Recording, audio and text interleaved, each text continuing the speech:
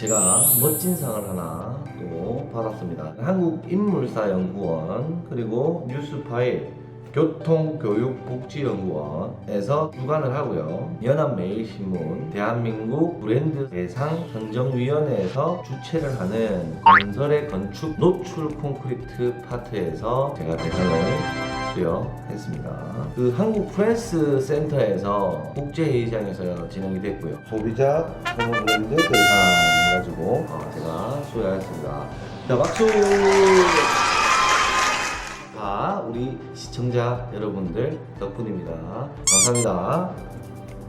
제가 좀 더 열심히 해서 더 좋은 정보들 드릴 수 있도록 하겠습니다. 자, 안녕하십니까.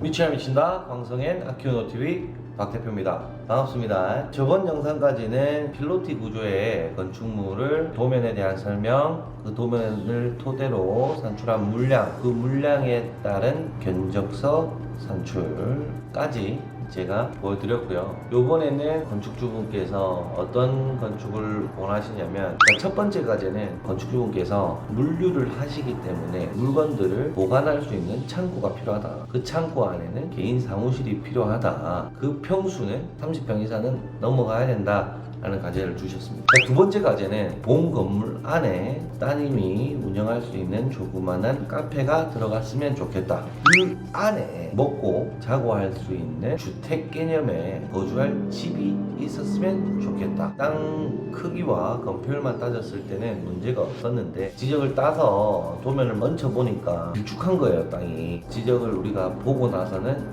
난감하더라고요. 어떻게 하면 좋을까 고민을 굉장히 많이 했어요. 요청받은 것, 제가 말씀드린 것, 제가 가지고 있는 가치관 이런 것들을 타이핑하면서 보여드리는 걸로 그렇게 하도록 하겠습니다. 화면부터 보시도록 하겠습니다.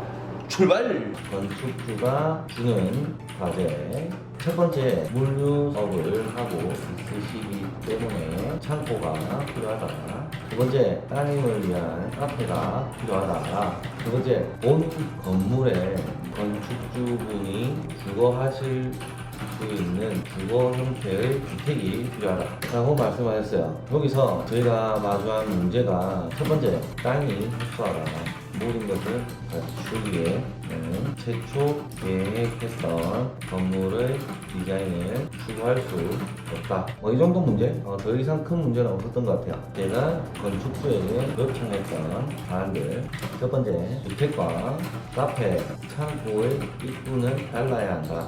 건축주분은 주택하고 뭐 카페하고 뭐 합치면 되지, 반 짜게 가지고 이쪽은 카페 이건 집 이렇게 하면 되지 라고 말씀을 하셨단 말이에요. 자, 그렇다면 그렇게 했을 때 문제가 어떤 문제가 생기냐면, 예를 들어서 주말에 카페 손님들이 많게 되면 계속 시끄럽고 계속 손님이랑 마주치고, 그렇게 되면 주택의 역할도 제대로 할 수가 없고 카페 역할도 제대로 할 수가 없습니다 라고 말씀을 드렸고, 더군다나 그 현장이 엄청난 뷰를 가지고 있는 현장은 아니었습니다. 카페를 하기 위해서는 기본적인 뷰가, 자연의 뷰가 있으면 가장 좋으나 없으면 디자인을 해서 뷰를 만들어줘야 됩니다. 근데 판넬로 창고 형태를 지을 예정인데 창고가 카페 옆에 있다? 자, 그렇게 되면 외부에서 찍을 수 있는 포토존이 없어집니다. 창고가 보이기 때문에 창고에서 커피 마시나 이런 소리 듣죠. 자, 그렇기 때문에 모든 입구는 달라야 된다라고 말씀드렸고, 건축주분들이 건축에 대한 전문가는 아니지 않습니까? 그렇기 때문에 말씀드리기 전에는 일반적인 소비자들은 잘 모르죠, 그런 부분을. 근데 제가 그렇게 말씀드리고 나니까 그런 것 같다 라고 말씀을 했고, 자, 그리고 요청했던 사안이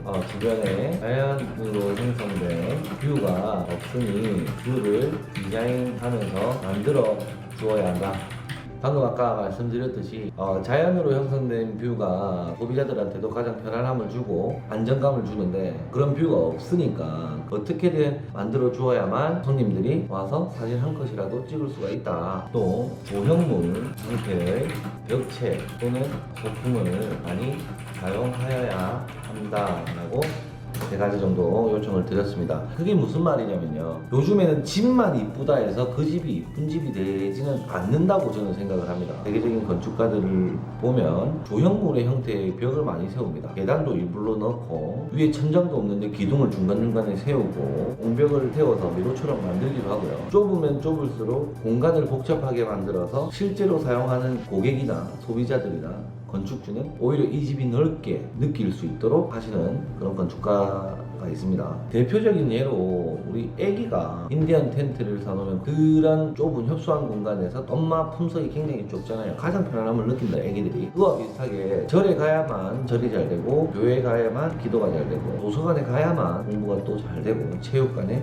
가야만 운동이 잘 되듯이 그 건물의 목적에 따라서 편안함을 만들어 주어야 한다라고 저는 생각을 하고요. 그리고 주택을 짓는다면 건축주분 마음에 가게끔 짓는 거는 찬성합니다. 다만 상업 공간을 지을 때는 지금 SNS 시대니까요. 요즘의 감성 그리고 최소한의 유행만 따라가고 소비자의 감성에 따라가야 된다고 생각을 합니다. 저는 3D부터 한번 보도록 하겠습니다. 제가 말했던 헛벽이 많죠. 이게 지금 아무 의미 없는 벽이죠. 근데 이 건물에서는 큰 의미를 합니다. 이제 소비자의 차가 이렇게 들어가서 여기서 창고에서 물건을 받아서 실어서 나가야 돼요. 자, 그렇다면 차가 왔다 갔다 하는 동선이 고객들 눈에 비춰진단 말입니다. 비춰지게 되면 굉장히 어수선하겠죠, 분위기가. 그래서 이 동선을 차단하면서 카페의 공간을 안락하게 만들어줄 수 있게 재미를 넣은 겁니다. 자, 그리고 여기 보시면 수공간이 있죠. 높은 옹벽에 물을 담는 거예요. 여기서 뷰를 우리가 만들어준 겁니다. 인위적으로 만든 뷰죠. 자, 이걸 왜 직사각형으로 하지 않았느냐 물음에 대한 답을 해드리자면 최대한 가리려고 이 옹벽을 가렸거든요. 외부 환경을 싹 다 막기 위해서 이 벽을 치긴 했지만 네모제비로 창을 따게 되면 이 각도에서도 요 위에 뭔가 보이게 되고 끝 시선에서 요 밖에 보이게 되고 요 끝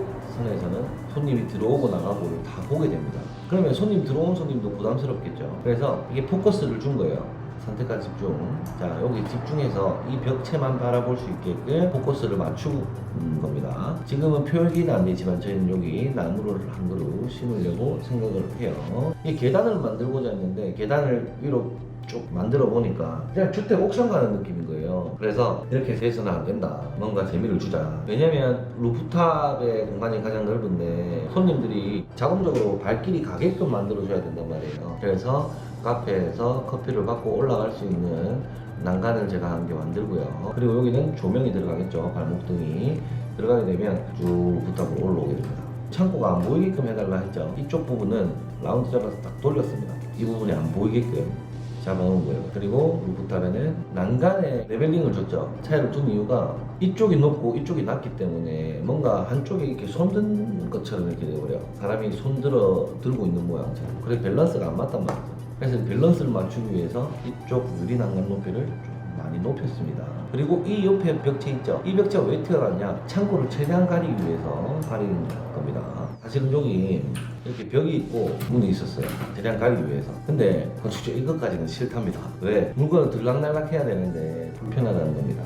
그래서 그 부분은 제가 포기했습니다. 요 계단 밑에 있죠, 처마. 이 계단 밑에 처마도 이렇게 형성이 되는데 요 밑에도 이제 물건을 놓을 수 있겠죠. 평수가 많이 남지 않았기 때문에 이 구조를 벽체 구조에 묶고 바닥면이 면적으로 차지하지 않게 하기 위해서 보에 묶어서 이 공간을 오픈해 주는 겁니다. 그러면은 천장이 뻥 뚫리게 되는 거죠. 조형물처럼 의미가 형성이 되는 거죠. 자, 그렇게 해서 외부는 다 보셨고요. 자, 여기서 도면을 한번 볼게요. 자, 첫 번째, 창고를 만들어야 된다. 창고 안에 사무실이 있어야 된다. 자, 창고가 있고 사무소가 있습니다. 이게 흙벽이죠. 조형물에 걸린 흙벽. 이거는 수공간이죠. 여기 문이 있는데 주방에서 집으로 갈 수도 있단 말입니다, 사람이. 근데 여기 손님이 바글바글 할 수도 있는데 나가서 이렇게 돌아서 집에 가야 되는 거예요. 이거는 동선 너무 멀다. 뒤에 문 따자 해가지고 주방에서 바로 나와서 들어갈 수 있도록 문을 잡은 겁니다.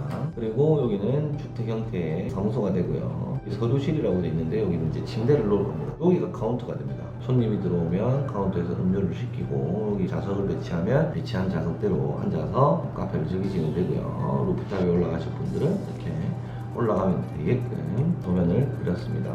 건물 평수는 창고 포함해서 75평 정도 되고요. 노출 콘크리트 자체가 날 것 그대로의 모습이죠. 그렇다 보니까 뭔가 손대는 걸 별로 안 좋아해요. 인위적으로 만드는 걸 별로 안 좋아하지만 상황에 따라서 인위적으로 자연을 만들어야 되는 공간들도 있고요. 인테리어 같은 경우에도 굉장히 간편하게 갔으면 하는 생각을 많이 해요. 다만 뭐 소품으로 인한 디자인 형성을 조금 주로 하고요. 이렇게 저희는 도면을 만든다, 이렇게 디자인을 한다 라는 것을 또 보여드리고, 그리고 이렇게 만드는 이유에 대해서도 한번 말씀을 드리면서 이 건축물 하나하나당 저희가 어떻게 얼마나 신경을 쓰는지에 대해서도 알려드리고 싶어서 이러한 컨텐츠 영상을 찍고 있는 거고요. 각 개인마다 디자인에 대한 생각과 각 건축가마다 추구하는 디자인이 다 다르기 때문에 제가 제 디자인이 훌륭합니다 라고 말씀드리는 것은 절대 아닙니다. 절대 아니고, 이 땅을 바라보고 이 주변 환경을 바라보고 이런 의미, 이런 마음을 가지고 이 건물을 지었습니다, 이 건물을 디자인했습니다 라고 말씀드리기 위한 거니까요. 저랑 마음이 비슷한 분이 계시면 광성TV의 박 대표는 이렇게 생각해서 저렇게 입구를 다르게 하더라, 이렇게 해서 시선 차단을 하더라 라고 참고하시고 본인의 건물 디자인과 건축 디자인 그리고 인테리어 디자인에 벤치마킹 하셔도 아무 관계는 없고요. 저랑 아예 생각이 다르시는 분들은 좀 이쁘게 봐주시고, 개인적인 생각은 다 다르니까요. 이상으로 오늘 컨텐츠를 마치고요. 구독과 좋아요, 알람 설정까지 잘 부탁드리겠습니다. 감사합니다.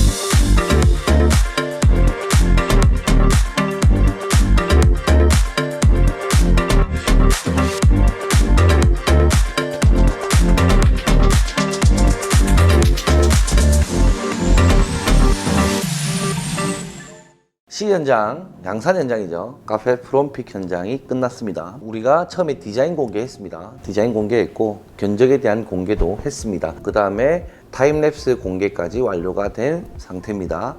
그리고 지금은 원가 공개, 마지막 순서죠. 원가 공개 한번 해보도록 하겠습니다.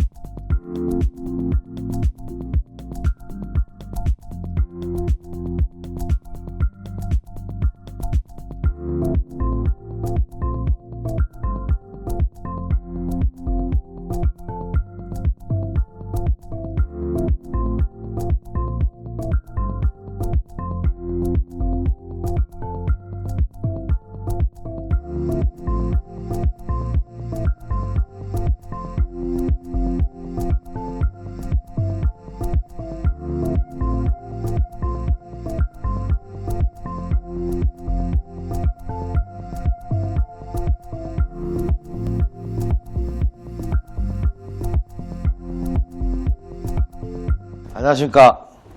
미쳐야 미친다 강성현 아키우노TV 박 대표입니다. 반갑습니다. 프로젝트 C 현장 양산 카페 트럼피 실행 예산서를 공개할 예정입니다. 규모는 작았지만 공사 시간은 조금 걸렸다. 사실 하루도 쉰 날은 없어요. 근데 이제 옹벽도 있고 미리 타설했다가 비계 털고 다시 바닥 정리했다가 다시 비계 메고 다시 공사하는 공정이 계속 겹치는 그런 부분들이 많았기 때문에 시간은 좀 걸렸는데 아무쪼록 마무리를 깔끔하게 했다라는 거 알려드리고요. 이거는 참고사항이고 알려드리고 싶은 내용인 거예요. 민원 대처 방법이에요. 시공사 입장에서 민원 대처하는 방법에 대해서 말씀드리는 게 아니라 건축주 입장에서 민원을 대처하는 방법에 대해서 설명을 드릴 건데요. 우리 시공사 같은 경우에는 각 현장을 돌면서 많은 민원 사항이랑 대치 관계가 되는 경우가 굉장히 많아요. 시공사 입장에서는 굉장히 허다한 일이에요. 그런 현장도 있었어요. 골목길이었는데 한날은 동동주를 한참 드시고는 어르신이 못 누워서 못 지나간다 하면서 너희들 못 간다 이렇게 한 적이 있어요. 근데 이제 잘 대처해서 댁으로 업어서 모셔다 드리고 그런 적도 있고, 빌라가 굉장히 많이 들어서 있고 거기도 한 300세대 400세대가 거주하고 있는 곳이에요. 근데 그 앞에 땅에 필지를 나눠서 개발을 하려고 시행사가 준비를 하고 있었는데 제가 거기 토목공사를 하러 들어갔어요. 한 날 가니까 막 플랜카드가 막 이빠이 붙여져 있는 거야. 이게 그 시행사한테 전화해서 뭐 큰일 났다, 뭐 플랜카드 이빠이 걸려있다, 빨간색 뭐 머리띠 하고 판이다 지금 버드고 보이소, 뭔 일입니까 했더만 딱 보이 앞에 바다 뷰였는데 너희들 여기 집 지으면 나의 조망을 가리기 때문에 조망권 보장을 해야 되는 거 아니냐, 집 짓지 마라 이러면서 이제 막 데모가 일어난 거예요. 알고 보니까 그 시행사 측에서 빌라를 짓고 매매를 할 때 앞에 건물이 들어오기 때문에 건물이 들어오는 거에 대해서 저항할 수 없다라는 조항이 또 있더라고요. 그래서 법원까지 가서 승소를 한 내용이에요. 그 뒤에 있는 빌라에 살 수도 있고 새 집에 들어갈 수 있는 사항에 놓여진 건축주도 계실 건데 이 양날의 검이에요. 그러니까 이제 뒷집을 계약할 경우에는 조망권에 대한 부분을 계약서에 어떻게 할 것인지 명시되어 있으면 잘 따져보시고, 새 집에 들어가실 분들은 뒷집에서 민원 사항이 걸려올지 안 걸려올지 미리 확인을 하고 앞땅에 대한 계약을 해야 되는 거예요. 자, 그래서 민원 대처 방법에 대해서 우리 건축주분들께 알려드리고 싶은 것들이 몇 가지 있어요. 생전 처음 짓는 집에 첫 민원을 걸리게 된다면 본인이 해결하려고 하시는 분, 시공사에게 맡기시는 분, 그리고 겁이 나서 달달 떨고만 계시는 분, 이렇게 세 부류로 나뉘는데, 겁이 나서 달달 떨고 계신 분들은 사실 무난하게 좀 진행이 끝나요. 왜냐면 앞에 나서지도 않고 시공사에 말하지도 않고 그냥 조용히 있으니까 생각보다 좀 조용하게 흘러가는 경우가 많다. 시공사에 맡기시는 분 가장 현명하다고 봅니다. 이 무슨 얘기냐면 시공사하고 건축주하고는 한 팀이잖아요. 결국 건축주 집을 지어주기 위해서 우리 시공사가 선정이 되었지 않습니까?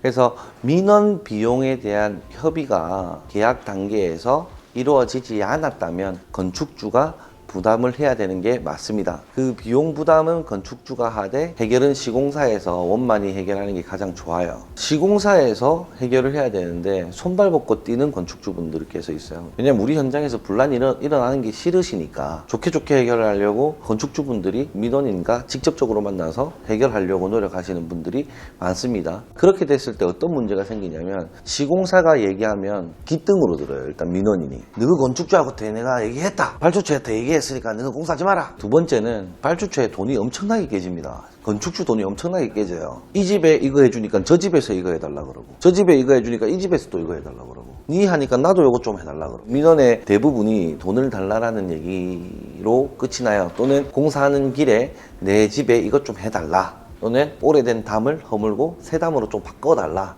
뭐 이런 협의 내용이에요. 자, 그렇기 때문에 발주처에서 손벗고 나설 경우에는 결국 해줘야 될 게 너무 많아진다. 공사는 공사대로 안 되고 돈은 돈대로 깨지는 그런 상황이 벌어져요. 그래서 이제 건설사 회장님들한테도 물어보고 자문을 구했을 때, 그리고 또는 제가 현장에서 경험한 바로는 시공사한테 일단 먼저 맡겨두는 거예요. 우리가 대신 일을 해주겠다, 일을 맡아서 하겠다, 이렇게 하면 우리 시공사 부담이 굉장히 커지는데 그게 아니라 시공사에서 막 쪼우는 거야. 대치도 한번 해보고 싸워도 보고 경찰도 불러보고 시공사가 민원도 넣어보고 찢고 벗고 막 힘을 다 빼는 거라니. 민원 때문에 민원이 걸려서 공사를 못하는 경우는 공기 연장이 불가피하죠. 그럼 발주처도 막 속이 타들어가는 거예요. 근데 이게 시공사한테 맡겨두면 이렇게 찢고 볶으면서 일은 한단 말이지. 일은 아 죄송합니다 이러면서 아, 살살 할게요 하고 하루는 또 싸우고 막걸리 한 번 사가지고 한 잔 드시다 하면서 묵고 시간 끌면서 일은 시키고 민원도 취하고 나도 취하고 하루 그렇게 보내고 우리가 대치를 하면서 심리를 보잖아. 민원인의 심리를 뭘 원한다. 그걸 건축주한테 알려주는 거야. 이걸 원하시는 것 같습니다. 그런 다음에 건축주가 나타나서 뭐 해드리면 되겠습니까? 이렇게 하면 민원인 입장에서 천사가 내려온 것처럼 이제 말 통하는 사람이 왔네. 이제 말 통하는 사람이 왔네 이러는 거야. 생각보다 유유히 풀려나간다. 그래서 건축주와 시공사가 한 몸이 돼서 민원인의 마음을 녹이는 거예요. 민원인을 속이자가 아니에요. 합당한 근거를 대는 민원인들도 있어요. 그런 부분은 시공사나 건축주가 협의해서 충분히 들어줘야 되고, 근데 이게 택도 안 되는 얘기를 하는 게 있어요. 이제 그런 분들이랑은 대립을 하는 게 맞다라고 저는 봅니다. 그 대립이 무조건 찢고 먹고 싸워라 이게 아니라 정당한 대립은 서로가 요청하고 요구하고 밀었다가 당겼다가 할 수도 있는 부분입니다. 그렇게 해결하는 게 가장 완만하게 해결이 된다는 것을 알려드리면서 C 현장, 양산 현장이죠. 카페 프롬픽 현장이 끝났습니다. 우리가 처음에 디자인 공개했습니다. 디자인 공개했고 견적에 대한 공개도 했습니다. 앞전에 견적을 보내드렸는데 그 견적서가 조금 오류가 있었어요. 정산하면서 보니까 기존의 견적서에서 시트가 안 물려가지고 철근값이랑 이런 게 단가로 들어가 버렸더라고. 돈이 한 몇천만 원 오해가 있게끔 전송이 된 것 같아요. 그 부분 정말 죄송하다고 말씀드리면서 그 다음에 타임랩스 공개까지 완료가 된 상태입니다. 그리고 지금은 원가 공개, 마지막 순서죠. 원가 공개 한번 해보도록 하겠습니다.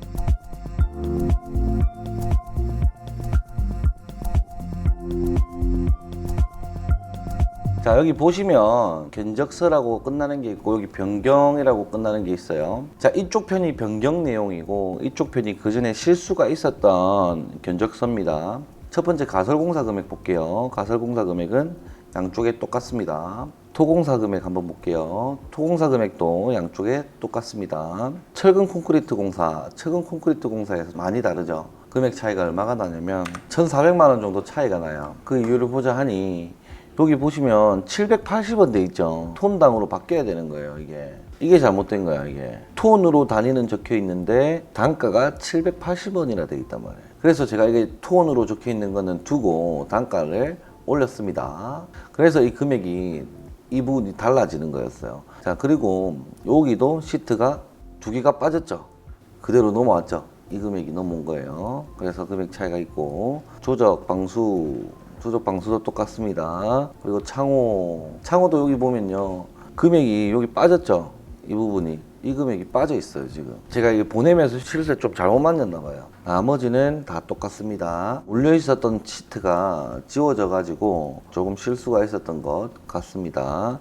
양해 바랍니다. 서류를 구매해 가신 분들은 체크해서 제가 보내드리도록 하고요. 이메일 보내고 주고받기 싫으신 분들은 이 영상 보시면서 바로 수정을 하시면 돼요. 죄송합니다. 견적서가 이렇게 변경이 되었다라는 거 참고하시면 되고요. 공사비 예산 및 실행서예요. 자, 여기는 공사비를 견적서에서 그대로 빼온 거예요. 이 견적서에서 예산 금액으로 때리는 거예요. 매번 설명을 드리는데 견적서는 견적서대로 그냥 건축주한테 보내고 그 견적 금액에서 이유 없어, 이유 불문, 그냥 80% 무작위로 때려요. 그 때린 상황 속에서 이 80%를 맞춰 먹자 이거예요. 자, 이 80%의 금액으로 끝내보자 라는 목적을 두고 실행에 들어가는 겁니다. 이 금액대로 가면 80%를 아낄 수 있구나 라는 계획을 가지면서 가는 겁니다. 자, 여기 뒤에 있는 거는 현장 상호도 있고 개인 이름도 있고 해서 이 내용은 저희가 불러 처리를 해서 송출할 예정입니다. 가설공사비에서 330만 원으로 잡혀 있었던 금액이 2배 정도 불었어요.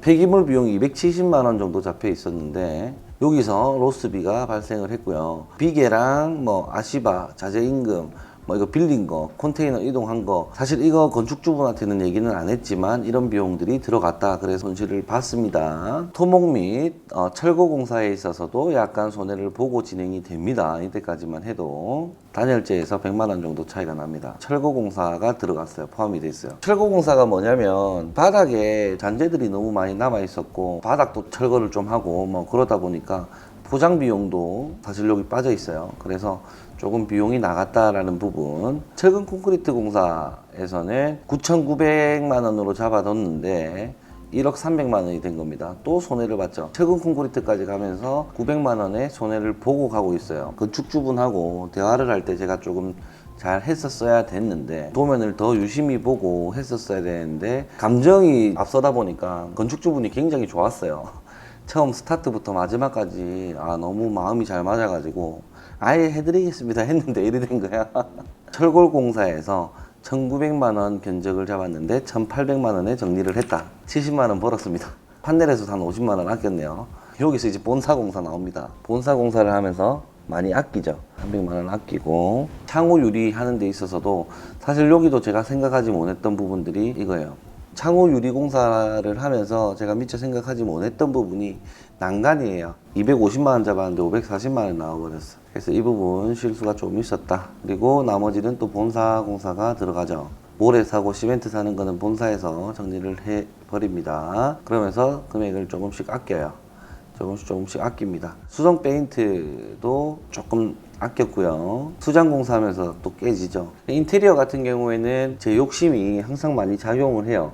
건축주분은 크게 요구가 없는데 직원들도 너무 과하게 해주는 거 아니냐 이런 얘기도 나오고 하긴 해요.